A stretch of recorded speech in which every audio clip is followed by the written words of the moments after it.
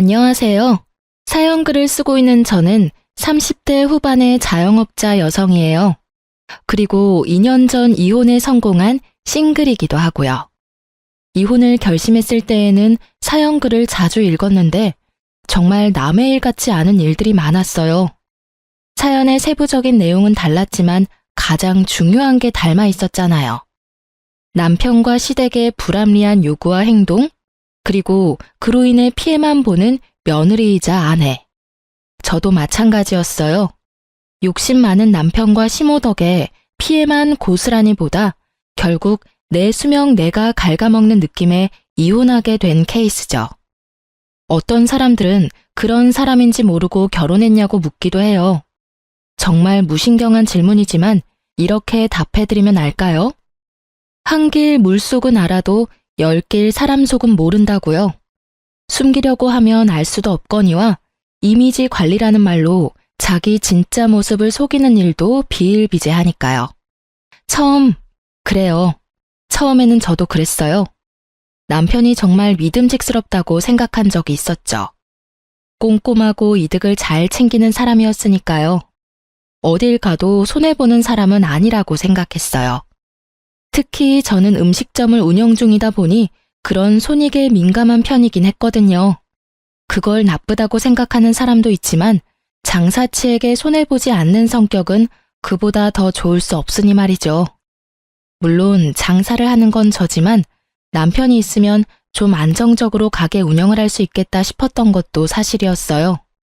그런 남편의 결혼 조건은 맞벌이와 신혼집 반씩 부담하는 거였어요. 물론 명의는 공동 명의로 해주겠다고 했었고요. 그 조건에 대해 저는 아무런 문제도 제기하지 않았어요. 솔직히 저도 쉽게 그만둘 거였으면 장사 시작도 안 했을 테고 저 나름대로 욕심이 있으니 장사를 한 거잖아요. 그래서 그때는 정말로 별 생각 없이 오케이 했는데 그게 나중에 알고 보니 그런 좋은 마음으로 제안한 게 아니라는 걸 알아버렸거든요. 그때의 배신감을 생각하면 정말. 그런 남편의 어머님, 저의 시모는 남편과 닮은 구석이 있었어요. 하긴 남편을 키운 분이시니 닮지 않는 게 더 이상했지만 시모의 새 것과 명품에 대한 집착은 상상을 초월할 정도였거든요. 과시욕이 있다고 해야 하나? 그런 걸 가지지 않으면 안 되는 마음의 병이라도 앓고 있다고 해야 할까요?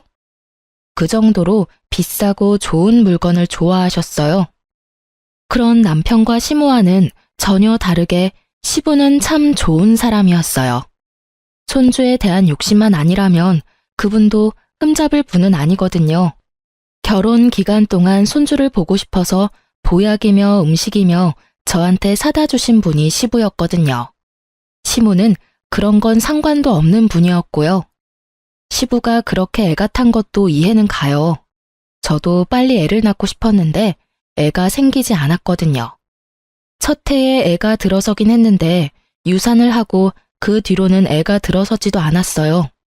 유산하고 소파술하고 나면 자궁이 깨끗해져서 애가 빨리 들어선다는 이야기도 있지만 저에게만 그게 해당 안 되는지 몇 년 동안 생기지 않았거든요. 그래서 시험관을 해볼까 생각하던 중에 제가 빡쳐서 이혼을 하게 된 거죠. 모든 이혼하는 사람들이 그렇듯 저도 어떤 하나의 사건 때문에 이혼을 해야겠다고 정한 건 아니었어요. 제 정신을 갉아먹는 일들과 화가 쌓이는 일들이 여러 번 일어나고 결국 참지 못한 제가 터져버린 거죠. 그리고 그 시작은 시모의 그 새 것을 향한 집착에서부터 시작됐어요. 새로운 물건, 듣기만 해도 기분 좋죠. 집에 한꺼번에 새로운 물건을 들이는 거의 유일한 날, 바로 신혼집으로 이사하는 날이죠. 그날부터 저는 시모의 그 집착에 피를 보게 됐거든요.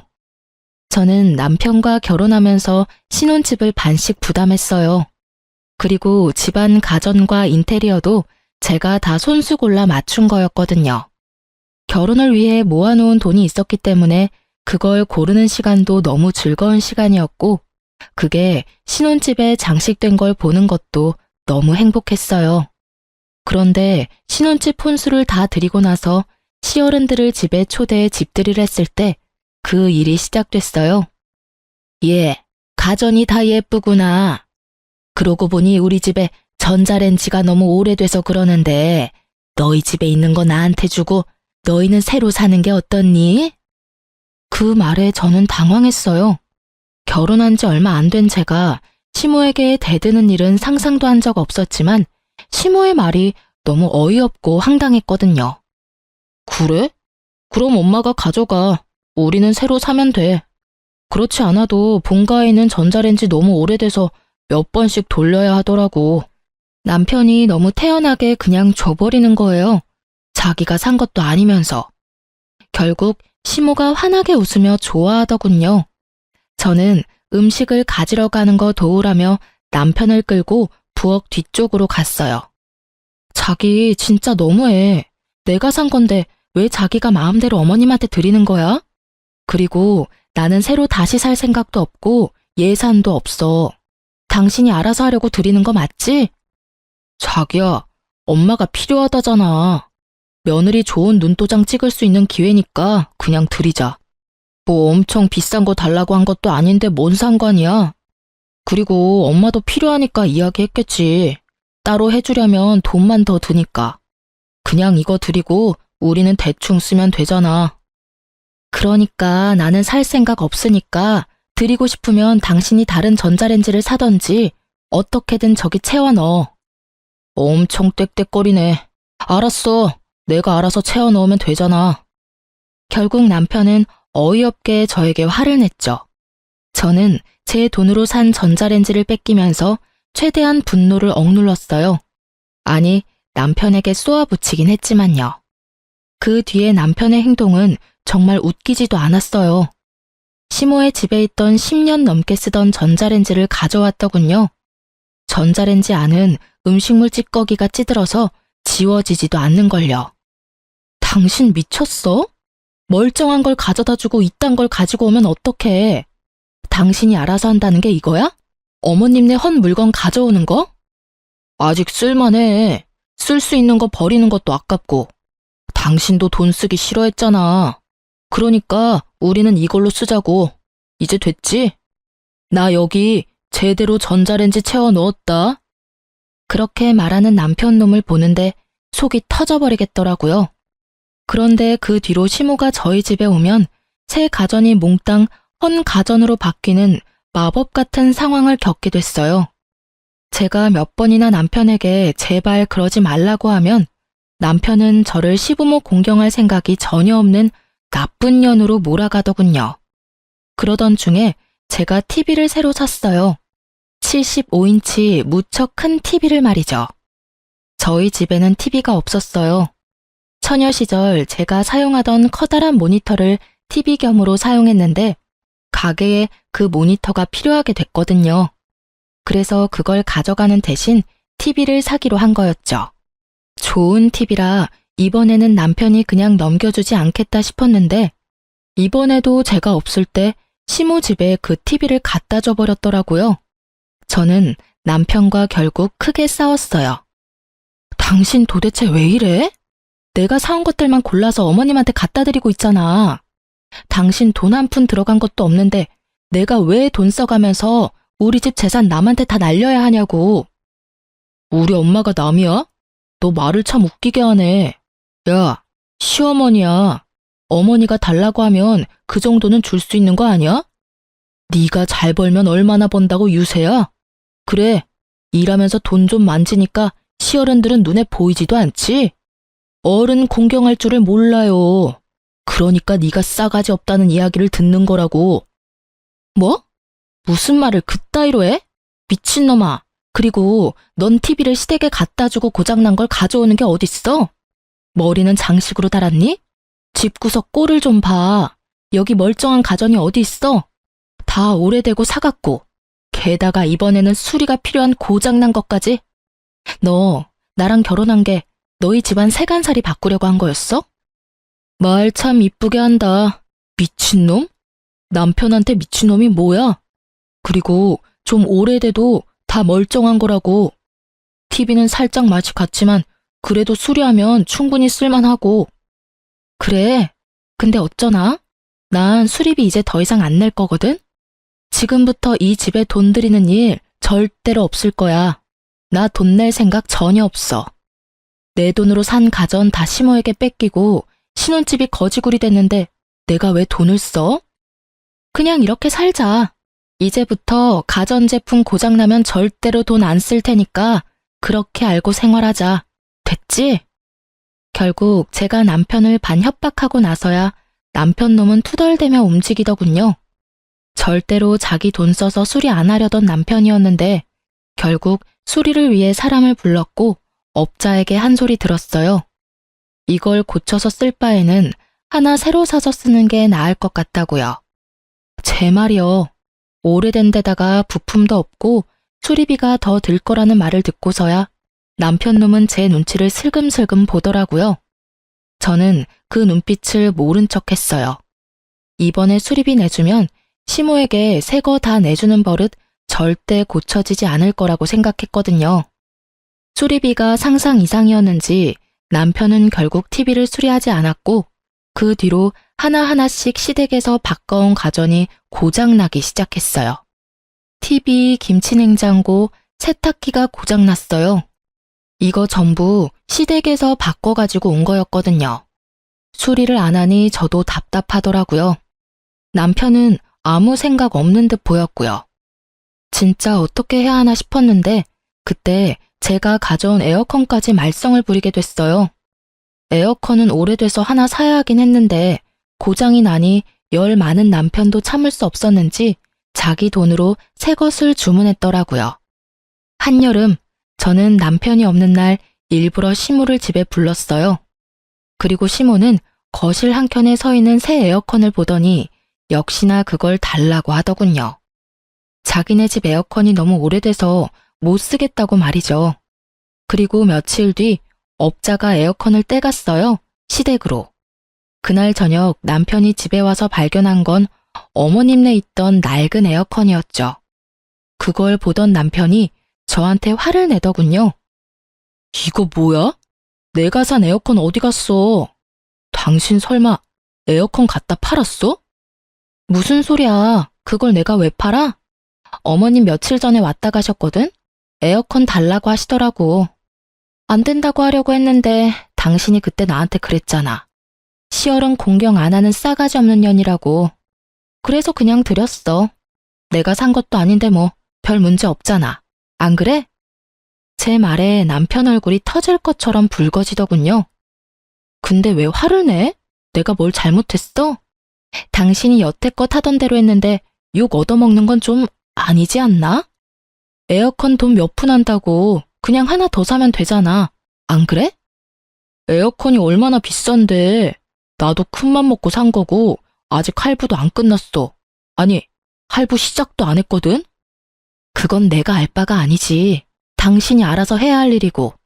그렇게 열받으면 당신이 시댁 가서 가져오면 되잖아. 뭘 그렇게 화를 내? 하긴 효자 아들 노릇이 쉽지는 않지.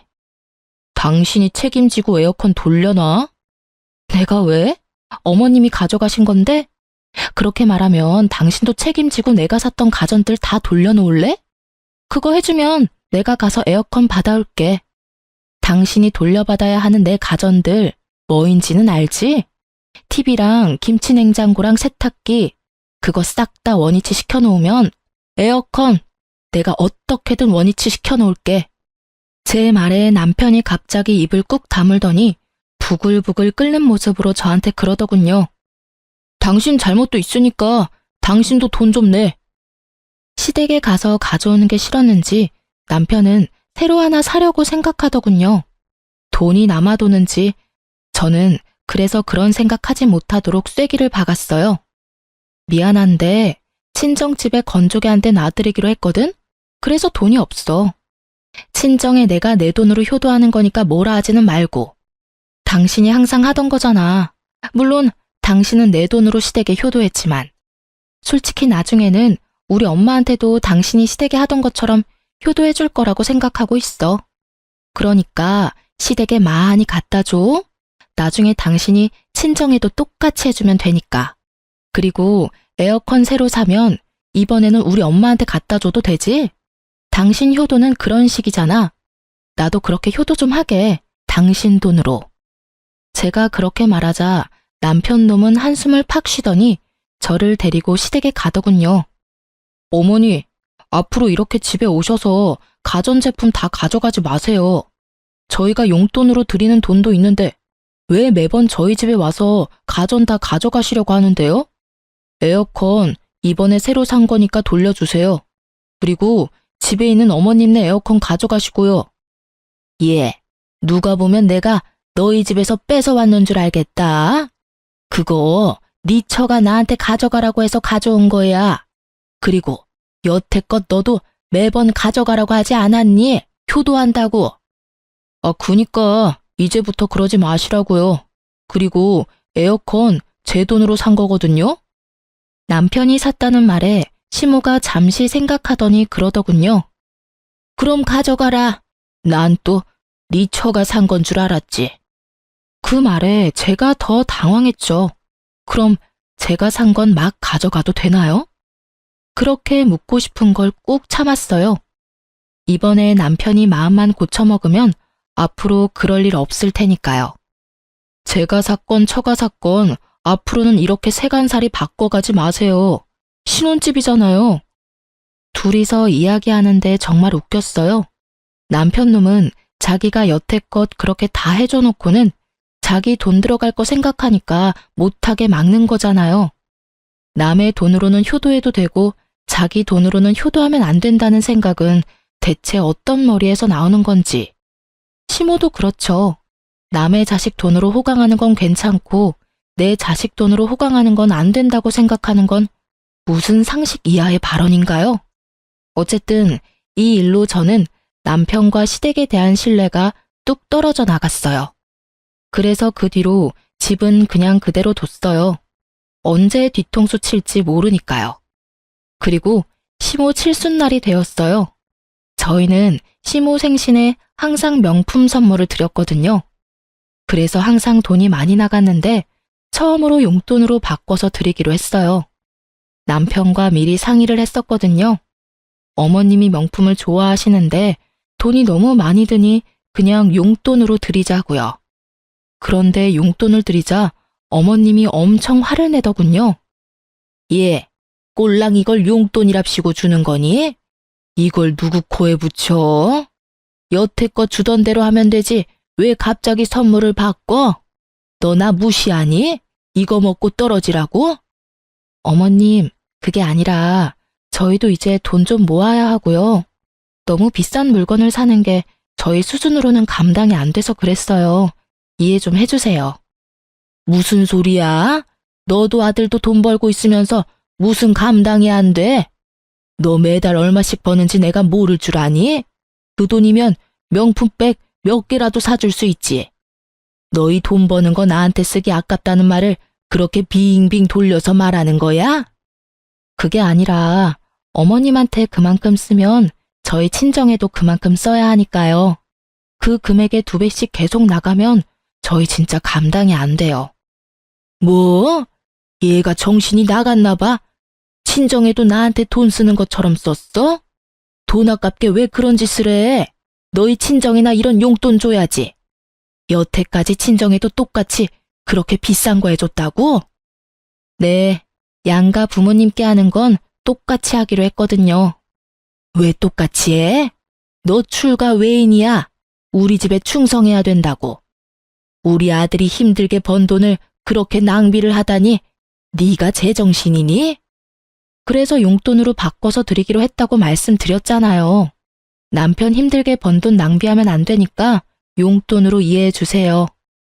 그렇게 막무가내 시모와 대화하는 도중에 남편이 서프라이즈처럼 뭔가를 가져왔더라고요. 저는 남편이 따로 저렴한 선물을 준비했다고 생각했는데 그게 아니었어요. 저번 생일 때 드린 것처럼 완전 비싼 명품 가방이었거든요. 그걸 보고 저는 짜증이 확 났어요. 줄 거면 빨리 가져다 주던지. 제가 나쁜 역할 맡아 이야기하고 있는 와중에 남편이 저걸 주면 제가 뭐가 되나요? 진짜 열받는데 일단 참았어요. 그래, 내 돈 나간 것도 아니고 지가 지 돈으로 효도한다는데 내가 화낼 필요도 없지 싶었거든요. 그런데 칠순 끝나고 알았어요. 그 돈이 저희가 모으고 있는 돈에서 빠져나간 거라는 걸. 저는 음식점을 하잖아요. 그래서 육아휴직이라는 게 전혀 없어요. 만약 남편과의 사이에서 애를 가지게 되면 적어도 출산하고 애가 좀 클 때까지는 알바를 구해서 일을 맡겨야 하고 그 기간 동안에는 예전만큼의 수익을 얻을 수가 없어요. 그래서 출산과 육아, 즉 제가 쉬는 시간 동안 쓸 수 있는 돈이 필요했거든요. 그것 때문에 모으고 있던 돈이었는데 그 중에 절반이 뭉텅이로 빠져나가 버린 거였어요. 당신 생각이 있어? 그 돈이 무슨 돈인데 그걸 빼서 쓰냐고. 애라도 들어서면 어떡하려고 그 돈으로 가방을 사? 뭔 상관이야. 다시 벌면 되지.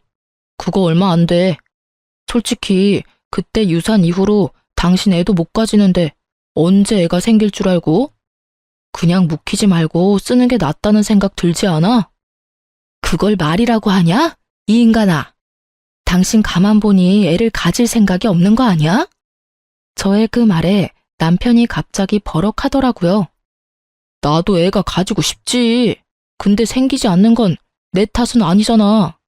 당신 신경 쓰지 말라고 별말 안 하는 내 마음 모르겠어? 애가 언제 생길지 모르는 이 상황에 어떻게 그렇게 쉽게 그 돈을 낭비할 수 있냐고. 애가 생기고 안 생기고를 떠나서 혹시 모를 일을 대비한 돈이야. 만삭, 출산, 애기 100일 전까지 써야 하는 돈. 또 벌면 되잖아. 그렇게 당신 신경 쓰이면 당분간은 피임하자. 그러면 됐지? 별 이상한 걸로 왜 성질을 내? 그냥 우리 엄마한테 비싼 거 사주기 싫었다고 하던가. 당신 우리 엄마한테 뭐 해주는 거 싫어하잖아. 그러는 당신은 우리 엄마한테 그런 거 해줘봤어? 매번 남의 돈으로 효도하면서 양심이라는 건 있니? 그리고 저기 쌓여있는 보약들 좀 봐. 아버님이 손주 보고 싶다고 저렇게 매번 가지고 오시는데 당신은 저거 보고도 애 갖고 싶다는 생각이 안 들어? 나만 애가 갖고 싶은 거야? 시험관 하러 가자고 해도 절대 안 간다 그러고. 문제가 있으면 해결을 봐야 할 거 아냐. 문제가 없을 게 뻔하니까 안 가는 거지. 됐어. 더 이상 그 이야기 하지 마. 결국 남편은 짜증만 내고 나가버렸어요. 저는 너무 열받고 황망한 마음에 주저앉아 울어버렸고요. 돈 때문만은 아니었어요. 그 돈이 어떤 용도로 쓰이는 건지를 알면서도 그걸 냉큼 가져다 썼다는 게 이해가 안 갔거든요. 게다가 다른 곳에 쓴 것도 아니고 또 시모에게 명품을 선물하다니. 욕은 저 혼자 다 얻어먹고 남편 놈은 남의 돈으로 효자된 상황이었으니 짜증이 나기도 했고요.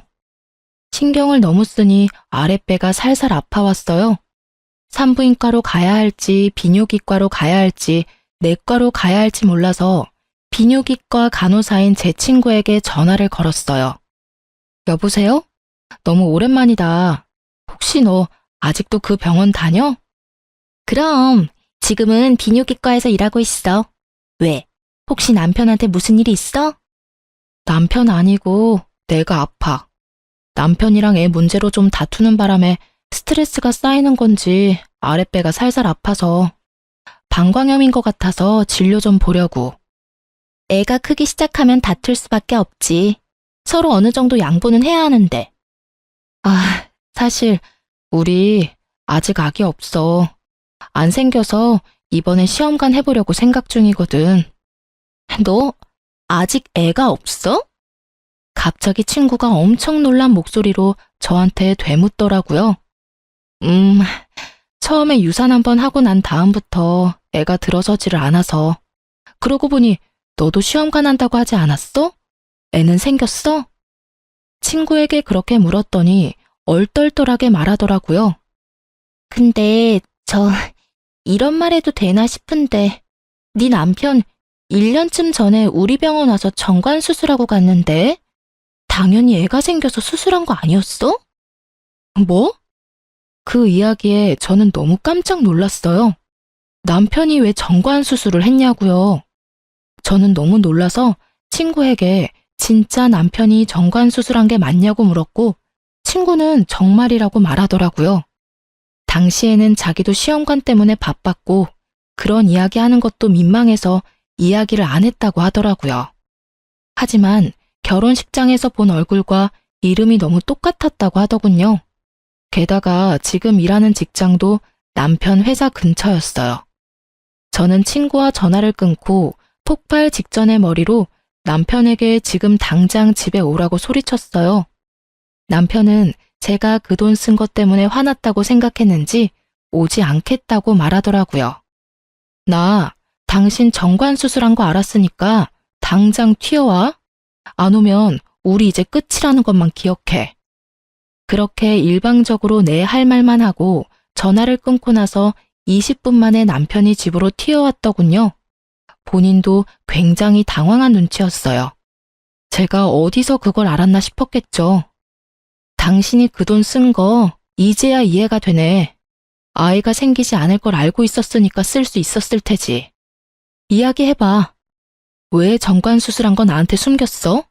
내가 아이 원해서 시험관이라도 하겠다고 했을 때 내가 하자 있는 몸이라고 말하고 다니면서 너 도대체 무슨 생각으로 정관 수술하고 있었냐고. 여보, 어디서 무슨 소리를 들었는지 모르겠지만 나 진짜로 그런 수술 안 했어. 나는 정말로 깨끗한 몸이야. 거짓말을 하시겠다. 세상이 얼마나 좁은지 모르지. 당신이 정관 수술하러 간 병원에 우리 결혼식 때 왔던 내 친구가 일하고 있었거든? 그 친구가 말해주더라. 당신 정관 수술했다고. 이유를 말해. 내가 납득이 갈 만한 이유를 말하라고. 여보, 진짜 다 당신 생각해서 그런 거야. 당신 몸도 안 좋고 돈 버는데 애까지 가지면 얼마나 몸이 축나겠어. 그래서 당신 몸 상태가 좋아지고 나면 애 낳는 게 좋을 거라고 생각했지. 거짓말 그만해. 내 몸 상태가 그 어느 때보다 좋은데 지금. 그럼 내가 생각하는 게 뭔지 알려줄까? 정말로 그렇게 생각하기는 싫은데 설마 당신 나 돈 버는 기계 취급하는 거야? 그래서 돈 못 벌게 되는 애는 귀찮으니까 애 못 가지게 하려고 정관 수술한 거지? 당신한테는 애초부터 가정을 꾸리겠다는 생각 자체가 없었어. 맞지? 여보, 내가 왜 그런 생각을 해? 아니야, 나 진짜로 그런 거 아니고 당신 생각해서 그런 거야.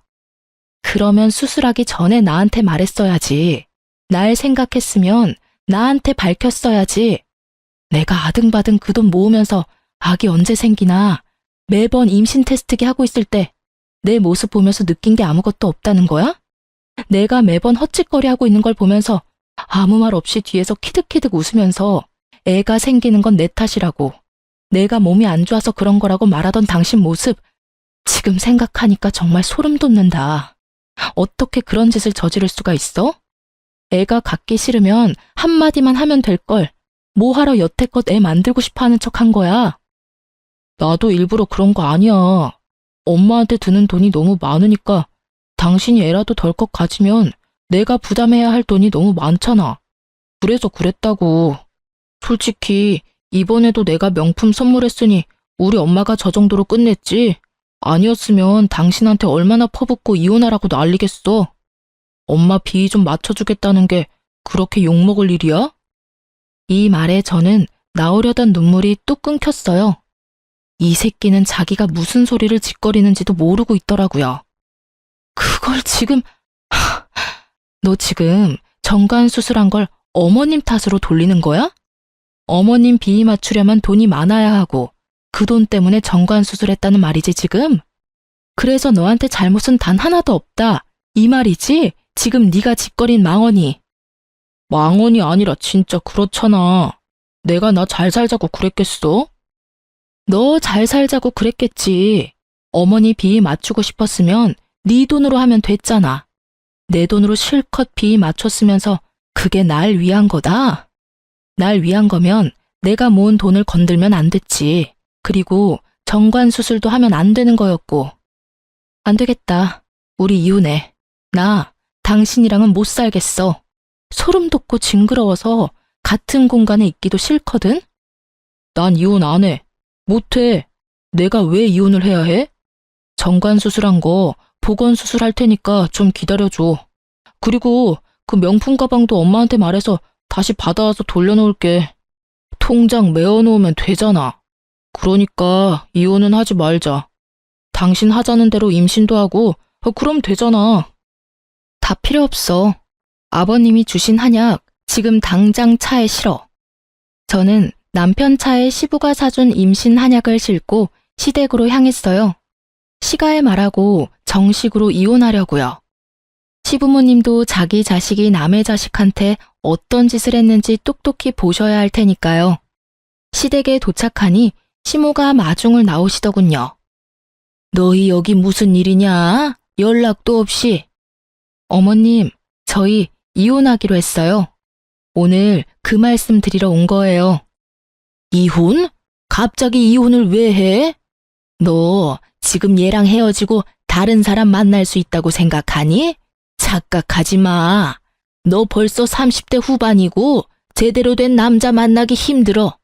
우리 아들만큼 괜찮은 애가 어딨니? 돈 따박따박 잘 벌어와 너한테 살뜰하게 잘해. 그렇다고 내가 너를 괴롭히니?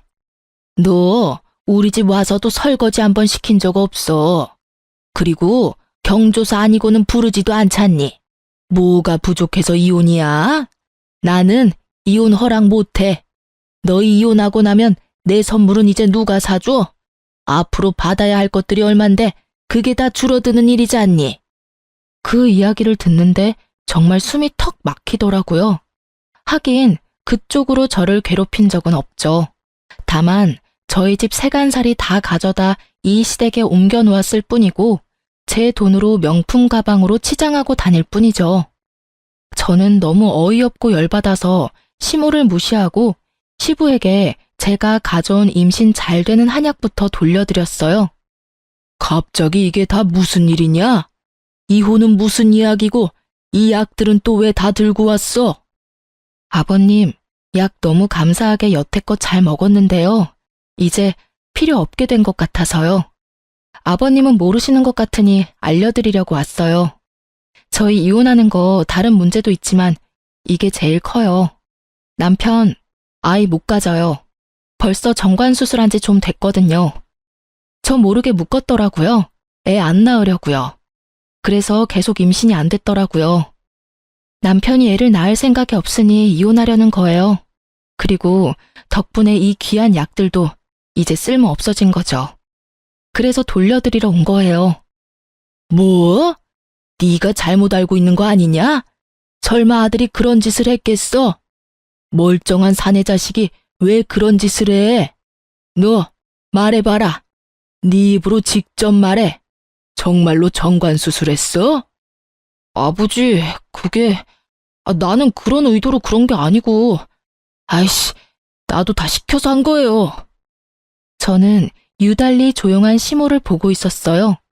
남편 말에 시모 얼굴이 굳더군요. 설마 했어요. 정말로 설마. 누가 그런 걸 너한테 시킨단 말이야? 시부는 열이 받아서 남편 등짝을 두드려 패며 남편을 추궁했어요.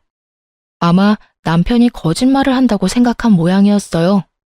엄마가 시켰어, 엄마가. 와이프 애 가지면 돈 나올 데 없다고 애 당분간 가지지 말라고 해서 잠깐만 묶었다고요. 이 이야기에 정말 최악의 기분을 맛봤어요.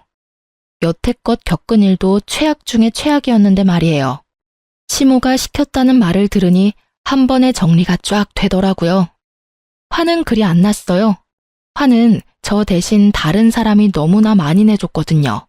뭐? 당신 설마 진짜로 아들한테 정관 수술하라고 시켰어? 당신이 정신이 있는 여자야? 어떻게 하나뿐인 아들 대를 끊어먹을 생각을 해? 그것도 돈 때문에? 당신이 죽고 못 살도록 아끼는 저 명품 때문에? 제가 그러라고 한 건 맞지만 요즘 세상 좋아져서 복구 수술하면 다시 돌아온다고 했어요. 그러니까 큰일 아니에요. 며느리가 일 크게 만드는 것뿐이라고요. 뭐가 큰일이 아니야? 멀쩡한 사내 새끼를 고자로 만들었는데 이 할망구가 벌써 노망이 들었나? 암튼 난 잘못한 거 없어요. 임신 안 되는 건 며느리 탓이지 아들 탓도 아니고요. 당신은 왜 매번 나한테만 그 난리예요? 아직도 당당하게 군다 이거지? 아직도 지금 이게 얼마나 큰 문제인지 모른다 이거지? 내가 오늘 당신한테 이게 얼마나 큰 일인지 보여줄게. 시부가 씩씩거리더니 서랍장에서 가위를 꺼내더군요. 그러더니 안방으로 들어가자 시모가 비명을 지르며 따라갔어요. 여보, 그건 안 돼요. 아이, 제발. 아이, 내 소중한 가방, 내 물건들. 우리 집안 대 끊어먹으려던 할망구한테 이딴 물건들이 가당키나 해? 내가 오늘 이거 다 찢어버리고 당신 내쫓아버릴 테니까. 사치스러운 면이 있어도 다 참고 살았어. 내가 모를 줄 알았어? 당신이 이런 비싼 거 좋아하는 거. 내가 다 알면서도 참았다고. 그런데 뭐? 하나뿐인 아들한테 정관수술을 시켜? 에라이 정신 나간 여자야. 이딴 것 때문에 손주도 못 만들게 해? 시부는 열이 받을 대로 받았는지 비싼 가방과 옷만 골라 북북 찢어버렸죠. 그리고 시모는 그 모습을 보더니 비명을 지르며 그 자리에 주저앉아버리고요. 그런 시모에게 시부가 한마디 했어요. 나는 당신이랑 이제 못 살아. 당장 나가. 나는 당신이며 아들놈이며 꼴도 보기 싫어. 나 돌아올 때까지 이 집안에 있으면 강제로 끌어낼 테니까 알아서들 해. 시부는 씩씩거리며 화풀이를 끝낸 뒤에 나가버렸죠. 남아있는 건 망연자실한 시모와 눈치만 보는 남편이었어요. 저는 그런 남편에게 가서 말했어요. 이혼 소송하면 재산 분할 정확하게 할 거야. 신혼집에 들어간 돈 중에 절반은 내 거니까 준비해놔. 그리고 위자료도 청구할 테니까 그것도 알아서 하고. 아이 때문에 모았던 돈은 어차피 내가 더 많이 냈으니까 당신은 도리어 나한테 몇백만 원 정도 줘야 할 거거든? 오늘 온 것도 그 명품 가방 다시 되돌려받아서 팔려고 했는데 지금 바닥에 찢어져서 뒹구는 거 보니까 못 받겠네. 그 부분은 당신이 알아서 마련해서 나한테 줘. 안 되면 그것도 소송할 때 청구할 거야. 아, 그리고 우리 신혼집에 있는 가전은 당신이 써. 어차피 나는 가져갈 생각 없거든. 그러고 보니 잘 어울리겠네. 당신이나 어머님이나. 그 집에 어머님 덕분에 헝거 고장난 거밖에 없는데 당신이나 어머님이나 버림받고 나면 헝거 될 거잖아. 잘됐다. 거기서 어머님이랑 둘이서 잘 살아. 야, 너 무슨 말을 그딴 식으로 해? 내가 틀린 말 했니? 넌 고장난 거, 어머님은 헝거. 맞잖아. 고자된 너랑 아버님이랑 이혼하게 된 어머님 딱 맞는 것 같은데? 제 말에 남편은 완전 열폭해서 성질을 내더군요. 다 무시하고 시댁에서 나왔어요. 저희 집에 가서 제 물건 싹 다 챙겨서 친정으로 옮겼고요.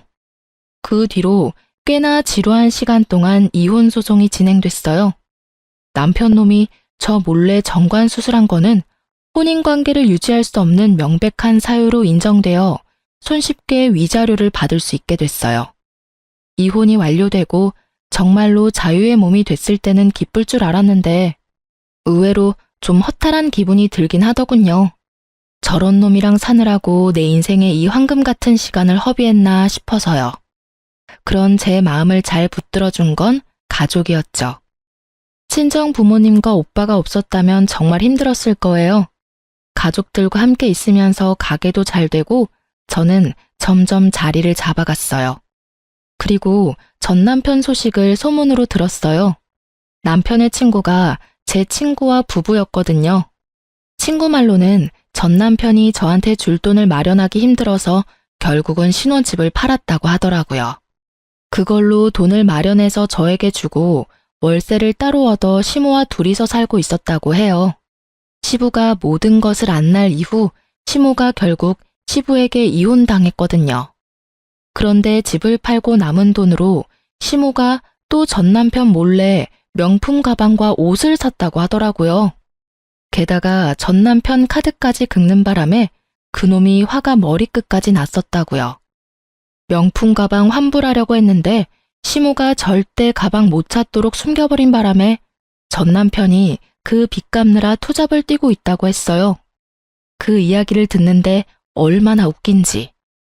와이프 돈으로 효도할 때는 그게 얼마나 큰 돈인지 몰랐으면서 자기 돈으로 명품 사주는 거는 그렇게나 싫었나 봐요. 시모가 한 번으로 만족할 것도 아니고 그 성격 탓에 또 전 남편 몰래 명품을 사려고 하지 않겠어요? 시모가 버린 일들 수습하며 사는 게 전 남편에게는 딱 맞는 벌인 것 같았어요. 그 이야기 듣고 얼마 안 돼서 저는 친정 부모님과 식당에서 만났어요. 제 이혼 이후에 저를 지지해준 부모님께 큰 선물을 해드리고 싶었거든요. 솔직하게 말해서 시모에게 준 명품 가방만큼 큰 금액의 선물을 친정에는 해준 적이 없었어요. 그래서 항상 미안한 마음이 들었었죠. 그렇지만 이제는 눈치 볼 일도 없고 돈이 너무 들어서 걱정할 일도 없잖아요. 제가 돈도 잘 벌고 있으니 그걸로 선물해드리기로 한 거죠. 아버지는 지갑, 어머니는 가방. 그렇게 선물을 사들고 식당으로 갔는데 친정 부모님이 어색한 표정으로 밖에 나와 계시더라고요. 예약을 해놨는데 왜 나와 계시나 싶었는데 알고 보니 그 식당에서 전 시모가 일을 하고 있더라고요. 저는 부모님께 말했어요. 신경 쓰지 마. 어차피 남인데. 그리고 우리가 왜 피해야 해? 잘못한 건 내가 아닌데. 예, 그래도 밥 먹다 체할까봐 겁난다, 얘. 걱정 말고 들어가자. 결국 가게로 들어온 저는 시모와 딱 마주쳤죠. 7시에 예약했는데요. 전 시모는 저와 친정 부모님을 아래 위로 훑어보더니 짜증나는 얼굴로 메뉴판을 들고 말도 없이 휙 가더군요. 저는 그런 시모 뒤를 따라갔어요. 그리고 식탁 앞에 앉았죠. 전 시모가 다시 돌아와 음식을 세팅할 때 저는 일부러 친정 부모님께 제 선물을 드렸어요. 엄마, 아버지, 나 이혼 후에도 믿고 지지해줘서 너무 고마워. 두 사람 덕분에 가게 정말 잘 되고 있고 돈도 이전보다 더 잘 벌게 된 것 같아. 그래서 이번에 내가 두 분 선물을 좀 준비해봤어. 여기 엄마는 명품 가방, 아버지는 명품 지갑. 엄청 비싼 건 아니지만 그래도 가격 꽤 하는 거야. 여태껏 내가 산 것 중에는 제일 비싸.